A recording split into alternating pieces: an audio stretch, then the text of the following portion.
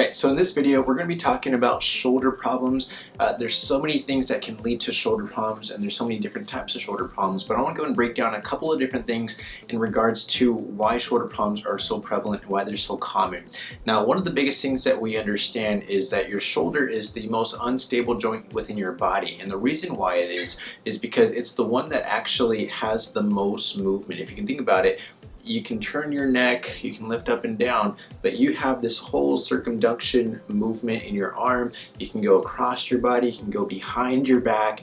So there's different types of movements that you can do, and the reason why is because the muscles are the things that are really trying to stabilize that, and then you have these ligaments that are attached to the shoulder joint. And so all these different things are just trying to hold on to that shoulder joint and stabilize that. Now, when there's different types of injuries, not just to your shoulder, but even in terms of your mid-back and as well as your neck, if there's injuries within the joints in the spine, I'm just going to show you here. So the nerves that go from the neck, they innervate the muscles around the shoulder, but also the nerves in the mid-back, they actually innervate the muscles in the scapula or between the shoulder blades that actually stabilize the scapula or your shoulder blade. And so if those muscles are not firing appropriately because those nerves are being interfered with, that can lead to shoulder problems because there's lack of stability. Those muscles are not strong enough to hold on to it because they're weak, and they're not firing appropriately because those nerves are not functioning the way they're supposed to. Now, other things that could lead to shoulder problems might be bad posture. Now, if you think about it, if I'm leaning like this and my posture's down, my range of motion, I can only go about this far. If I sit up a little bit, you're going to notice I can go up a lot more. You can try this at home, do it for me. You can just kind of put your posture in a really awful position, and then you're lifting up and it's like, I can't do it. So if you can stand up a little bit straighter, you're going to notice that you have more range of motion. The other thing is too, is you have rolled in shoulders here. Again, if those muscles are not firing appropriately, it's going to change the mechanics of the joint, so your shoulder's going to roll in, and now you have this abnormal range of motion that you're not supposed to have, because it's supposed to come back and then you have proper functioning of that shoulder joint. So rolled in shoulders could be an issue. You have bad posture that could be contributing to it, but then also if you have nerve innervation from the neck or the mid-back, that can actually lead to abnormal firing of the muscles, which leads to a decrease in protection or a decrease in stability within the shoulder. So there's a lot of different reasons why you may have shoulder problems. The other thing is what types of shoulder problems might you be experiencing? There's a lot of different ones.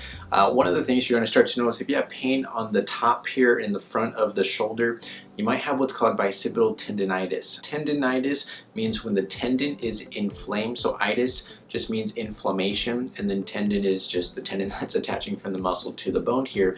And so when you have bicep tendonitis, it's the biceps, the tendon that attaches to the bone, that can become inflamed, because again, if it's not functioning properly, or if your shoulders are rolled in, it's going to make this abnormal functioning of that joint, and then the tendon gets inflamed here.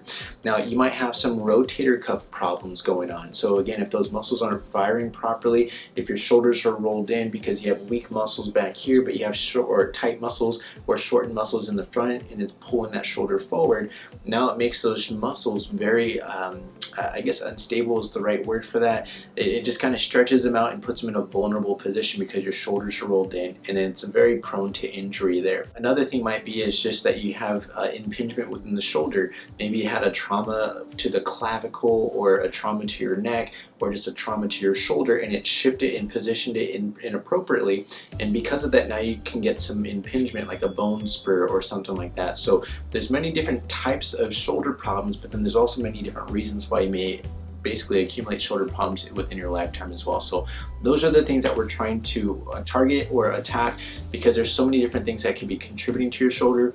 But unfortunately, I will have to be honest, shoulder problems are, because of its nature and the instability of that shoulder, it sometimes is the longest in terms of the problems that we can accumulate within our body and our life. It can be one of the longest things that can actually resolve, and take some time for us to actually get some stability, and also take some time for it to heal. So those are things that, so if you do have shoulder problems, just be patient with your body, be patient with just the process, just because it does take quite a bit of time for that to heal and to become stable there. So hope that helped you. We'll go over some things in terms of exercises and some stretches that you can do to help your shoulder.